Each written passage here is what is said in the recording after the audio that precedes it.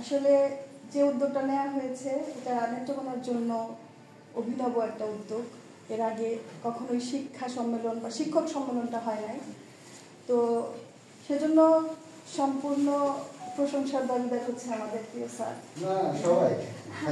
পরে আমরা এখন হচ্ছে যে এই কাজটা ফলপ্রসূ করতে হলে অনেকগুলো উদ্যোগ আমাদের নিতে হবে এবং সবাইকে অ্যাক্টিভ হইতে হবে। আমরা এই দায় সারাগ্রস্ত হইলে হবে না। আমরা যেহেতু 10টা উপজেলা নিয়ে কাজ, আমরা 10 উপজেলায় প্রতিনিধি তৈরি করে নেব এবং তারা নতুন উদ্যমে সবাইকে একত্রিত করার জন্য কাজ করে যাব।